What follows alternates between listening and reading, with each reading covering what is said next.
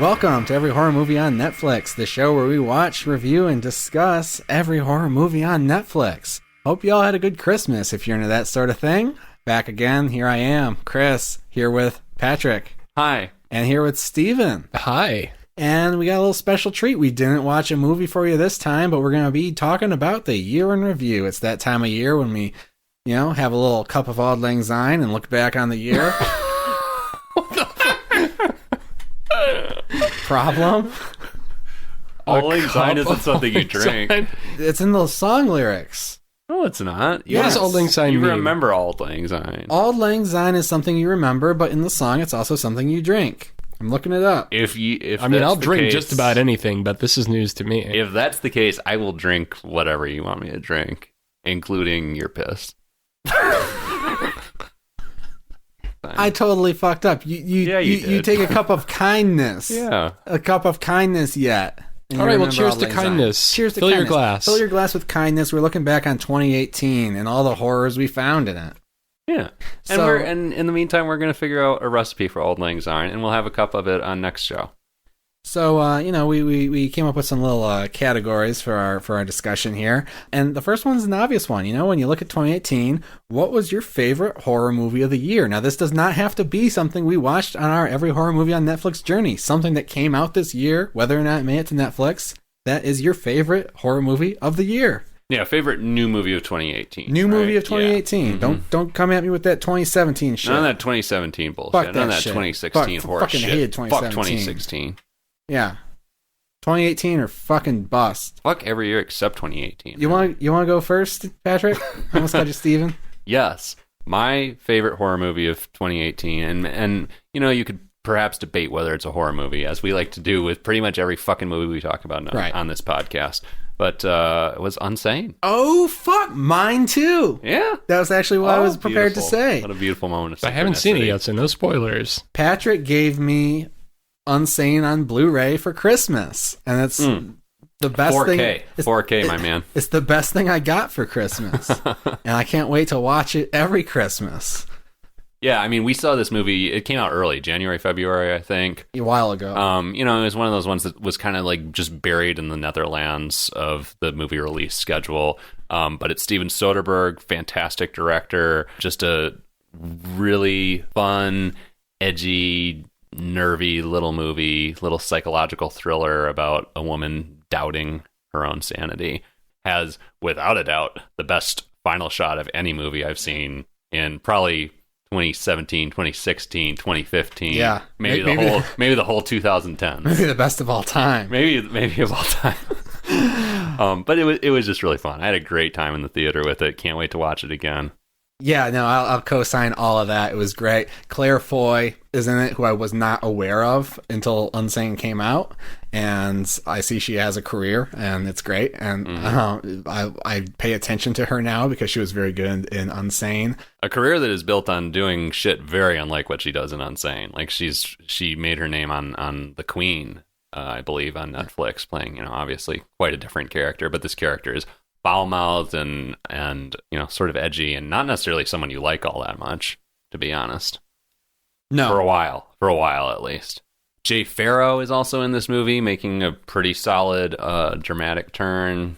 Just a lot of pleasant surprises. Yeah, great movie. Very suspenseful, scary at times. I mean, there's no monsters in it, but it's definitely I'm comfortable putting it in the horror category. And strangely, it was all shot on an iPhone.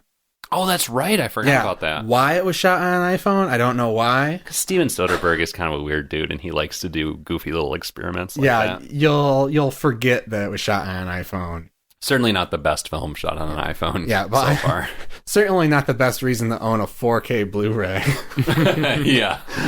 But I wasn't gonna show up at your house with a fucking DVD because I knew I wouldn't walk out with all my limbs. You would not walk out alive. So yeah, I can't wait for you to see it, Steven. I can't wait. We should all get together and watch it now that you own it. And hopefully it comes to Netflix. But what was your favorite horror movie of the year, Steve? I like how Steven was like, we should all hang out and watch it. Yeah, hopefully it comes to this. Yeah, it's not going to happen. Cool your boots. Let's not get too crazy here. Cool your boots. We only hang out when we do the podcast, I think is the message I'm getting here. Yeah, I don't want to see these guys unless it's business. Is it all right if I have a tie? Because I really couldn't decide. Oh, I got a couple of ties, so please. Okay, 2 movies this year that are very flawed, but also two movies that made me more excited about going to the movies and reflecting on them than anything I've seen in a few years. Hereditary and Annihilation. Both are films that I've seen each of them 3 times at this point. Shit. I enjoy going back to them. Hereditary is one of the most, not a particularly deep movie. It's got its flaws. It's kind of a mess, but it's one of the most oppressive and disturbing movies I've seen in a long time. Mm-hmm. I remember after first seeing it, describing it to Patrick and getting chills, just like asking him to go see it with me in the theater and thinking about putting myself through that experience again. We almost did a Hereditary mini episode. Did we? Yeah, we talked about it because we all saw it shortly after it came out. We all liked it, I think, for the most part. We all had some reservations about it, but it was fine. Yeah, no, I mean, it's a movie I'll revisit. I think it's craftsmanship-wise, it's expertly made. It kind of made me sort of believe in ghosts again, or at least want to. And then Annihilation is kind of a sci-fi horror hybrid based on the first book in Jeff Vandermeer's Southern Reach trilogy. I know Patrick has seen it, but have you, Chris? I have not. I won't spoil much. Just a weird, trippy movie with one of the most perplexing final acts I've seen in quite some time. Mm-hmm. Patrick is nodding his head. Yeah. Very strange. There's sort of this weird ballet with this like star creature thing in a lighthouse on a beach. Good stuff. If you haven't seen either of them, check them out. I can't wait to see Annihilation. Annihilation is actually distributed by Netflix, but it's not on Netflix US. That's right. It came out, I think, like same day it came out in the theaters here. It came out on Netflix around the world, but not in the US. And it's still not on Netflix US for some reason. So I'm looking forward to seeing it. Yeah, I wholeheartedly co-sign Annihilation. That movie blew my fucking mind. It's way up on my list of favorite movies of the year in general. So trippy, so memorable, just really a one-of-a-kind film. Something I noticed about your pick, Steven, is both of those movies, Hereditary and Annihilation, the consensus on them is very divided. Mm-hmm. People seem to either love Hereditary or hate it. People seem to love Annihilation or hate it. People seem to love Annihilation or they haven't heard about it. Oh, really? That seems to be more the case. Okay. Everyone I know who's seen it has been just blown away. But I mean, it's a bit of a mess of a movie. It was made by Alex Garland, who wrote movies for Danny Boyle and then made Ex Machina. Great movie, Ex Machina. I haven't seen it. You haven't seen Ex Machina? I haven't seen Ex Machina. That movie is on Netflix, I think. I think it is. Right now. I think you're right. You should watch it soon. At times it feels like he didn't quite have the budget he wanted. There's some stuff like there's an albino alligator in it that doesn't look very convincing at all. There are things that sort of like take you out of the experience. But as far as a movie that like builds a unique world that you've never seen before, and for the most part makes you feel like you're existing outside of time in this strange new ecosystem, it's pretty successful. It's like Avatar. I don't even have a response. What's our next category? Well, all right. What's your favorite horror discovery of the year? Now, this is where we can get into that week 2017, 2016 bullshit, garbage. It doesn't have to be 2018. It could be anything, movie, book, whatever, horror related that you discovered this year and want to share with somebody. Fuck 2018. Fuck 2018. Fuck it. Yeah, who wants to? Who's got a hot topic? Because I'm gonna need a second to think of mine. Oh, Chris is still working on his. He's still hatching it. It's still in the oven. I've got a few. I mean, I'm going to take some liberties with my interpretation of discovery, but there have been some things, horror-related forms of media that have brought me a lot of joy this year. Shudder, the AMC streaming service, has been key to my discovering new horror movies. I guess if I'm going to pick out one particular discovery, it's the movie Blood Rage, which is the one of the only Thanksgiving set horror movies The tagline is, "It's not cranberry sauce." And I will say no more. I would say at this point, wait until next Thanksgiving, but you're going to want to make it a tradition after you see this thing. I'm going to take a little bit of a liberty with the horror genre. You know, we always argue what's horror, what's not. My favorite horror discovery of the year is a video game called Heavy Rain. Oh, I didn't even think of that. That counts, right? That counts. Yeah, so Heavy Rain was a highly acclaimed video game when it came out. It came out in like 2008 or a long time ago, and I wanted to play it at the time. I never did. It was made available free on the PlayStation Network, so I picked it up. It's from David Cage, who has a very peculiar approach to video game design, in which his games, he calls them interactive cinema, and they don't really play like video games. You kind of feel like you're puppeteering actors throughout a movie, and everything's very slow paced, and there's like interactive button prompts to wash dishes and things like that. It's very slow. And Heavy Rain is the story of the origami killer.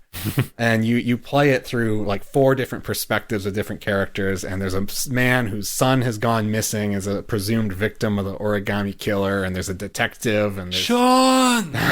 there's various angles, people trying to solve the mystery and save the son before he's killed. And it's mostly kind of a noir type feel, but there's definitely scenes of horror. It's definitely heavily inspired by Saw in some places, and Seven, and that kind of approach to kind of a horrific crime movie. And I loved it. It's one of my favorite video games. I couldn't put it down, and I was screaming the whole time in joy. I was similarly obsessed with that game. It kind of pissed me off a little bit in the end because I got literally the worst possible ending. There are 16 possible endings to this shit, and I got the worst ending for all characters. Just awful things happen. Because the narrative changes depending on your decisions, and not only your decisions, but your capability to like hit the button prompts in time in some life or death scenarios. And I got a pretty good ending. Patrick got the shittiest ending in the game.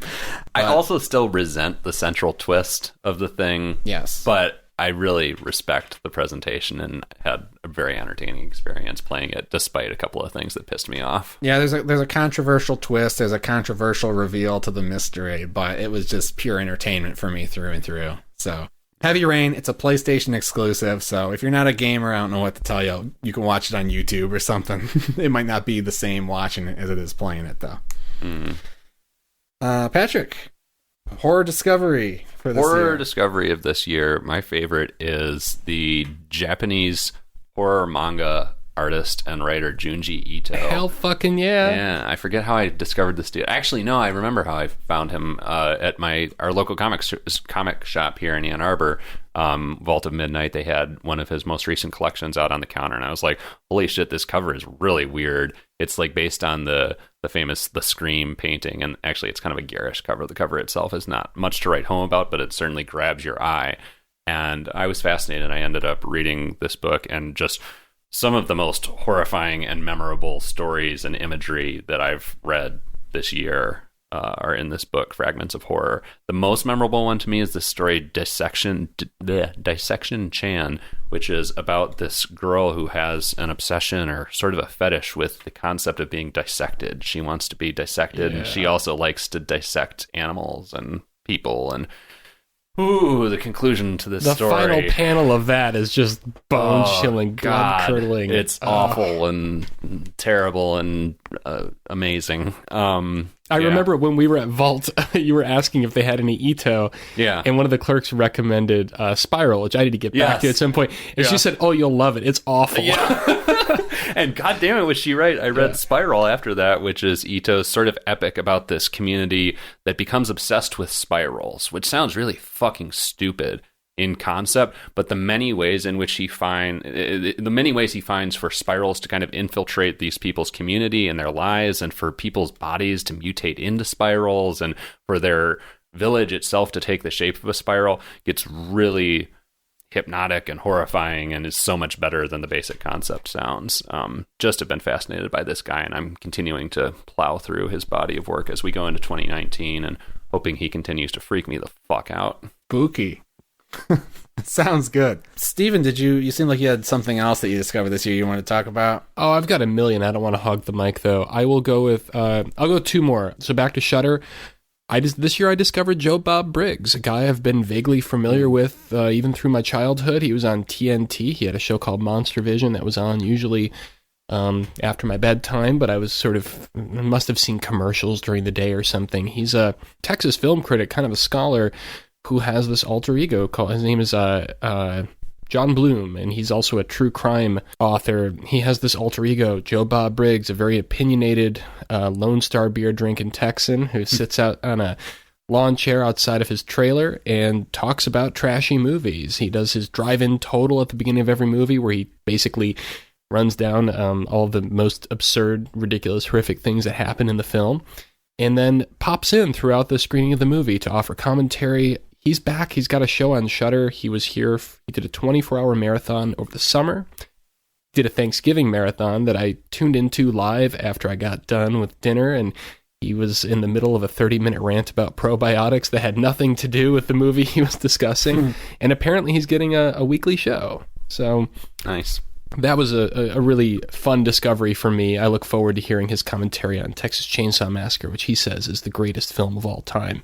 He's biased. He's from Texas. And the other is Fangoria. I guess it's a rediscovery. It's back. I've mentioned it on the show. I remember as a kid thumbing through Fangoria, but I'd never bought a copy. Never would have even thought to ask to buy a copy of a horror magazine that often had, bloody chopped up faces on the cover. But it's now back as a perfect bound quarterly, and I've spent the last couple of months reading through it, and it's classy. I've got to say, it's teaching me a lot. Unfortunately, there's a little bit too much about the Halloween franchise in this issue, as that is the focus.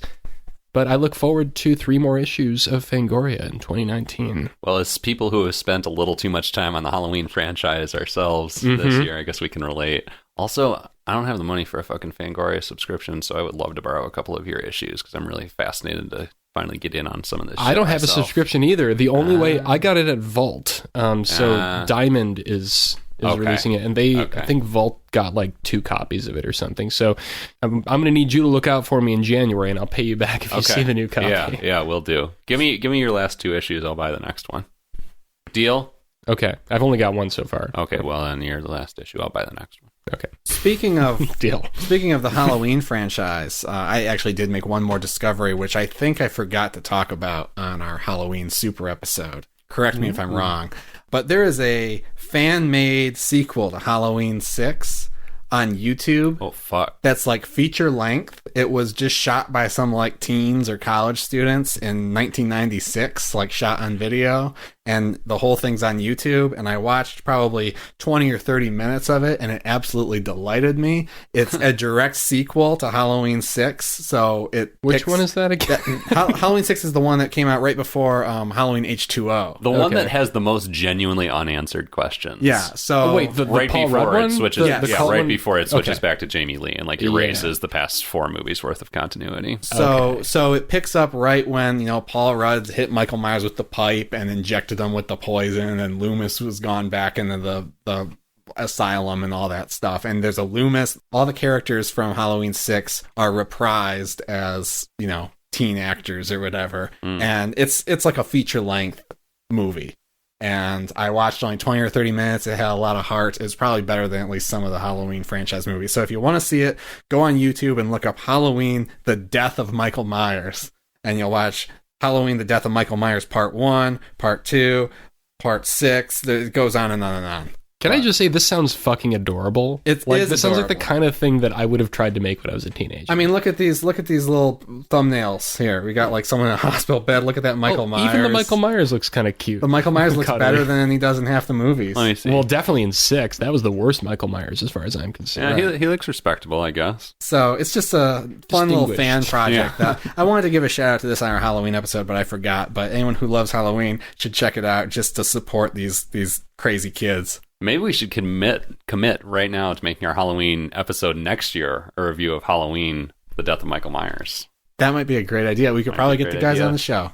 Yeah. Moving right along, we're going to go back into Netflix territory now, and here's the hardball question. What was everyone's favorite movie that we watched for our show? what's your favorite movie that we reviewed on the show? Well, first of all, how many movies have we reviewed this year, Chris? We've watched 37 movies. Holy shit. For our show. Well, that's because we had to watch fucking like 13 Halloween movies. Oh, yeah, that's true. That does inflate the numbers. Have we been bi-weekly all year? When did we start doing that? We started doing bi-weekly, I think, back in January or February. Yeah. So I'll go first. There's a lot of movies I liked this year. I'm going to give my favorite movie, and you guys are going to fucking hate me, to Ava's Possessions. Whoa! Wow. Yeah.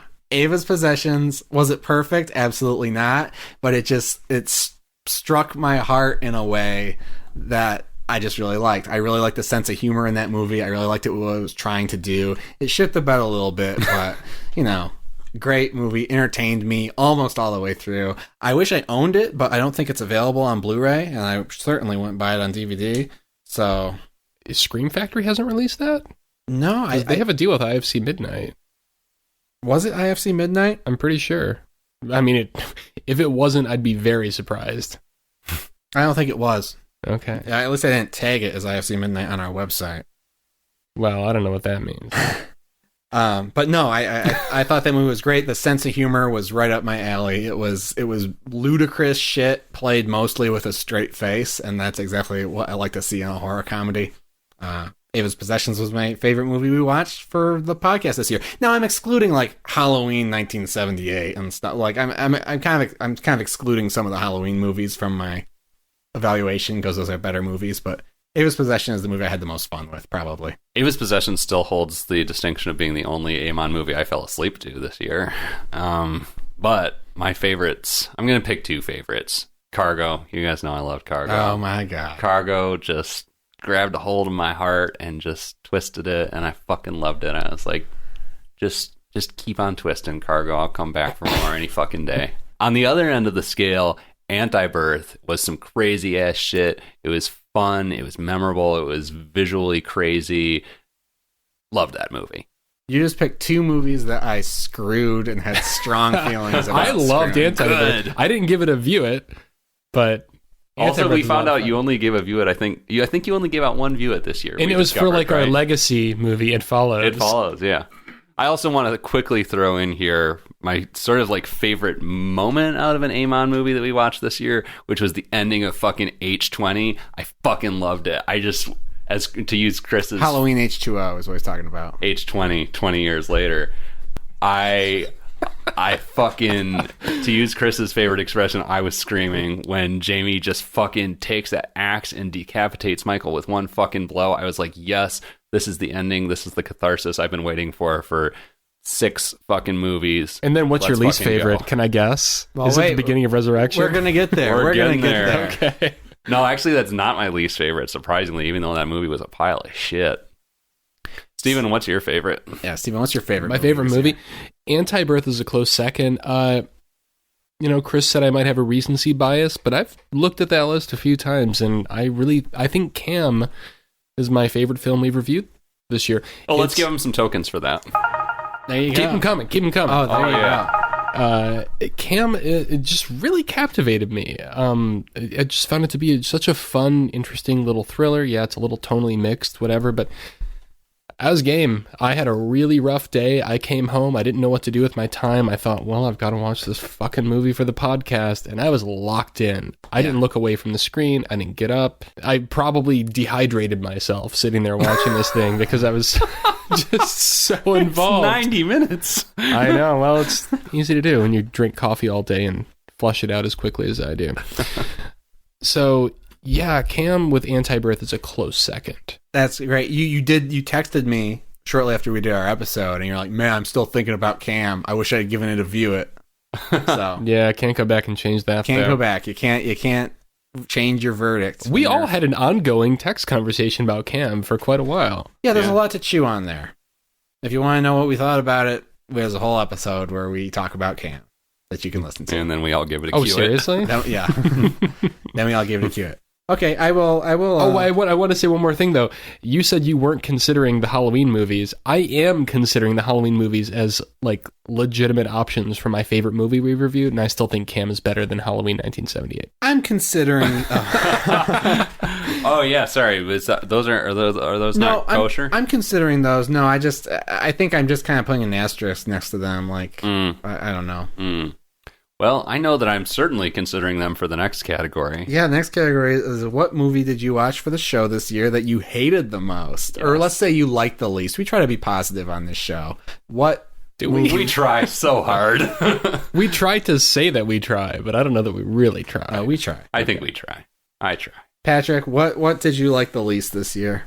This one is also a tie for me between Mr. Zombie's Halloween and Mr. Zombie's Halloween 2. Oh, wow. Fuck both those movies. Fuck you. Just a bullshit, lifeless, soulless attempt to fucking inject some sort of soul, personality into a character whose primary attribute is not having a fucking soul or a personality. Waste of my fucking time. Well done. I can think of a better way to describe how wrong-headed those movies are. Thank you. I thought you liked them, Steven, and you appreciate them. I thought you gave at least the first one a cue. I didn't hate them. I mean, I found them actually really entertaining. The second was kind of garbage. They were interesting, but I mean, also, like, yeah, bullshit. I don't even have a complex thought to add to that. All right, well, what's your pick for least favorite of the year? Again, with the recency bias, I'm going with Terrifier. I think Rob Zombie's movies at least like aspired to some level of like storytelling craftsmanship, and I can't even say that for Terrifier. I found it to be a morally reprehensible film with zero redeeming qualities, some of the ugliest cinematography or lack thereof I've ever seen. Sorry, Rob Galuzzo. Oh, I didn't want to invoke his name again. Yeah, it's just an ugly, dismal, kind of boring, oddly boring movie too. That's my least favorite. I don't feel good when I look back on that one. I'll say that. You know what? I think I'm gonna have to agree with you on that. Wow. Terrifier was probably my least favorite movie. Be Afraid is really in the hunt to be my least favorite, just because it was so bland and bad in a strange and frustrating way. But I think I would much rather rewatch Be Afraid than rewatch Terrifier. I did rewatch Terrifier, and it was excruciating. I mean, I'm looking at this list and really thinking about like which movie. What is the worst? This is up against like Archivo, whatever the numbers are. Right. You know, like movies that like are almost impossible to watch, but I don't feel like they were made with ill intent, and I feel like Terrifier was. No, and like I said, you know, like we don't try to pick on these movies or be mean to the movies. I feel better about being mean to Terrifier than any of these low budget movies that just didn't work. I'll say Terrifier. Also, Halloween Resurrection was pretty bad. Fuck, especially the first 15 minutes. But that's probably my runner-up. Maybe not as bad as Terrifier. And now our most important award. Yeah, we need to bring some positivity back, and there's no better way to bring positivity back to the show than to mention Jay. It's the Spirit of Jay Award. The Spirit of Jay Award, the most prestigious award we can give. And because we're now, how many episodes have we done at this point? 40-something? 44. This is our 45th. Because we're on our 45th episode, we should probably explain who the fuck Jay is, because there are probably some listeners who don't know who the fuck Jay is. You know what? If you aren't willing to go back to episode 4 and find out who Jay is, I don't know what's that. So Jay, our 4th episode was 1920 London, which is Fear Strikes Again. Fear Strikes Again, which is still on Netflix, so you have no excuse not to go back and watch it. It's a Bollywood horror production, an Indian production of, and there's a very charismatic demon hunter / exorcist named Jay. And you know what? Maybe I should just play how he was described in that episode. And then Jay shows up. Cut to Jay.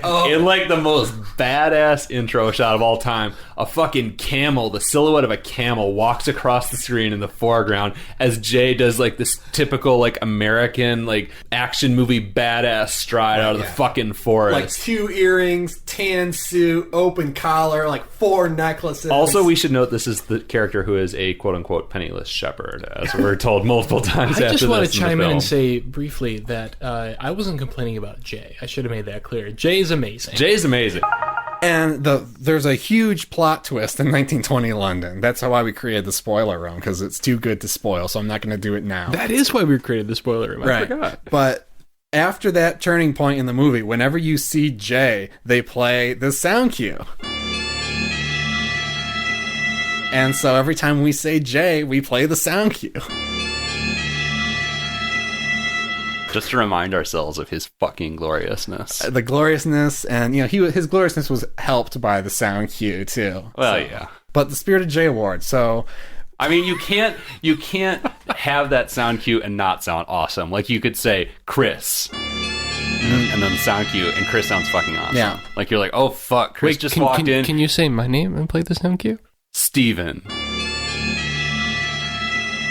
And now that felt so cool. Steven just walked in. He's got a bunch of fucking necklaces on and a fucking like badass sari, and he's about to fuck a demon up. Like, you know a bad motherfucker has walked in when that sound cue accompanies style, them. slow motion, amazing. Hell yeah. So the Spirit of Jay Award, we're going to bestow upon the character in any movie we've watched this year who best embodies that badass, iconic level that Jay achieved. And if you can, accompany that with a sound cue. If you can't, it's okay. But if you can think of a sound that encapsulates that person's essence... I think when we state who, like, each of our nominees for the Spirit of Jay Award, we should play the Jay sound cue after their name, just to see if it fits, just to try it on them for size. Okay, sure. Yeah. Or if you have your own sound cue, you can make it up. I brought my CD from home. Oh, Steven's got a sound cue. Yeah. Perfect. So this isn't the new Jay. Okay, this isn't the new Jay. It's somebody to add to the pantheon that Jay. No is one in. can be Jay, but this people The who spirit. are in their own way Jay. embodying a little bit of the spirit of Jay. Like, Jay was all alone all this time, but we're slowly going to build a committee year in, year out, right? You can go Committee your of MVPs. own Jay. Jay will be at the top. So, Patrick, I feel like you're at the plate. You're ready to pitch. Oh, one dude, out. yeah, I'm ready. And I feel like I'm probably going to steal someone else's, and I apologize. God, I if hope that's you don't. The case. There can be in a advance. consensus. Yeah, There can be that's a true. consensus. But, I mean, to me, all right, I'm going to say it. We can drop the sound cue right after. The Spirit of Jay, the person who best embodied the Spirit of Jay this year was Mr. Banku. Mr. Banku. Oh, no one saw this coming. No. Okay, all right. All right. Oh, man, I can't wait to see what you guys pick. Banku. Oh, my God. I figured we were on the same page about this. I can't wait to see who you guys pick. What? All right. Banku. For those who don't remember. I'm delighted that you guys are having this response. I would be less surprised if Jay himself came in the room right now. Oh, I wish. Oh my god. So all right. So explain. I feel like maybe we interpreted the Spirit of Jay Award differently. Yeah, you're going to find that to be evident when I See, give my pick. to me, the Spirit of Jay Award is sort of the MVP. Who is the MVP? Who is the most memorable character, the character that you most want to see come back and do some more cool shit? You want to see Mr. Banku come back? Banku was an adorable love Muppet, Banku. dude. All right. So I mean, listen. You know this kid is fucking powerful as shit. He's magical. He's a fucking master of reality. If he made Steven want to have a son. It's true. That's a superpower right there. Don't fuck with Banku. All right. Just to remind everybody. Yeah, tell us who Banku is. Stop for 1 sec. Yeah, when you nominate someone, you have to. This is why they play the little clips at the award shows, because no one knows what the fuck Mr. Banku is. Who's Mr. Banku? What movie was he in? Mr. Banku is the protagonist of Boothnath, which is the perhaps least horror-ish horror movie we've watched it's so a far children's this fairy year. tale. Yeah. There's a ghost in it, but he does nothing horror-ish at all. And there's a little boy named Banku whose life he betters. And Banku betters Boothnath's life, his spirit plane existence. And Banku was just such a sweet little kid. I loved him. I wish the best for him. I think that he's probably gonna, especially with a fucking ghost on his side, he's most likely to grow up to be fucking Jay all on his own. He's got his own badass musical numbers, I was just about to say, he has a badass theme song that I'm hoping we can play a little of again, because we played it on the Boothnath episode, and it's still fucking great. I want to rock out to this song a little bit.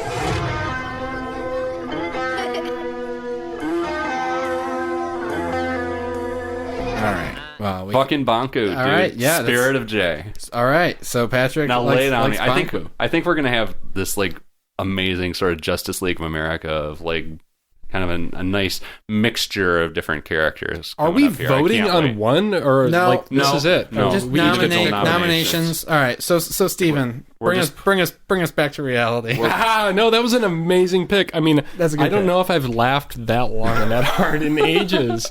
No, that that was blew my good. fucking mind. I'm so glad that you guys didn't also pick that and that you were so amused by that. No, that was shocked me. Good pick. The League I of- would have said Boothnath maybe before, but Banku. Boothnath is a When you badass, said too. Mr. Banku, I thought Boothnath. And that I started laughing, and then I realized you were talking about the kid that kid? made me laugh harder. Yeah. Amazing. All right, my pick is Natasha Lyonne's character from Anti-Birth. Really? She is man. an amazing, feisty anti-hero for the ages. Yes. I mean, yes, unlike Jay, like she is the protagonist of the movie. And we know what her sound effect would be. It's a burp fart. Or a bong rip. No, a bong rip superimposed over a burp fart. Can we do that? I don't know. It sounds like some work, man. All right. It'll be a bong. I know I can do a bong rip. It needs a little more than that to fully capture her essence. I mean, she's just a wild, hilarious, fucked up firecracker of a character. The most memorable that I can remember of any of the films we've seen this year. I think she belongs up there with Jay. Hell yeah. I think she and Jay need to fuck. Honestly. Dude, maybe Banku is their child. Whoa. All right. Well, damn. My pick. Chew on that. My pick sounds extremely basic because he embodies the spirit of Jay in probably a superficial level. I was gonna say Dolph Lundgren and Don't Kill It, who's basically America's Yes. answer to Jay. He's basically the same character, the like do everything demon hunter who wears too much jewelry and is too much of a badass for his own good. So, I mean, that's kind of where I was coming from. I will give an honorable mention to the mysterious Irishman in Bat Country, Yes. who is another guy who you just would feel safe in his hands and has some good like facial hair going on. Dude, I love our League of Jays right now. Like, I want to see these three characters hang out. I want to see Dolph Lundgren, Natasha Lyonne, and Banku, like, all go fucking, I don't know, fight some evil spirits with Jay. I want to see him just go to like do bumper The bar. cars together or something. Yeah. I would also like to give a quick runner-up mention to the Avalanche Sharks in Avalanche Sharks. Oh, I have a runner-up as well that is not a human, and it's the fucking creature from The Ritual.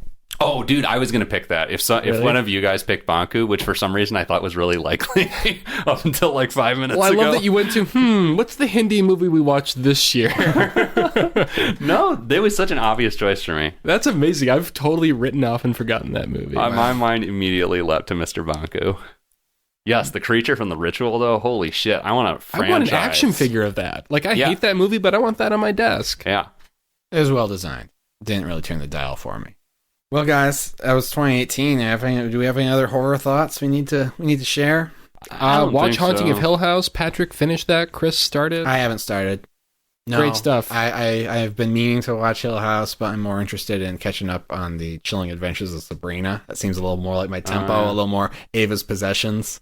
I want to just register that I did some crazy ass shit this year and not only watched the entire Halloween franchise, but also watched the entire Nightmare on Elm Street franchise, and I am now 7 movies into the Friday the 13th franchise, and You're life wild. will never be the same. You're nasty. I am nasty as fuck. Great. Well, it was a great 2018, you guys. Thank you for continuing the every horror movie on Netflix journey, and Of for course. sharing your picks of the best and worst and most J-like of the year. And thanks to all our fans. Yeah. You know, it's always good to know people are out there listening. The loyal ones and the disloyal ones. Yeah. The ones who troll us and the ones who send us words of encouragement. Yes. We love you all.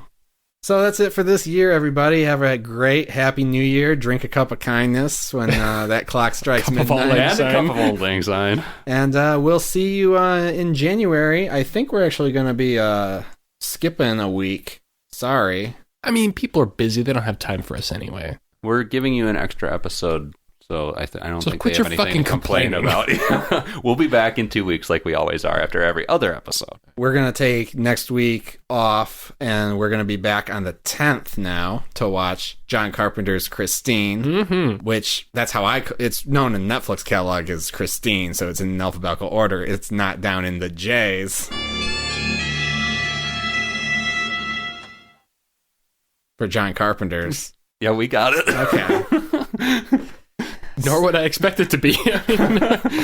So we'll see you then. Until then, for every horror movie on Netflix, I'm Chris.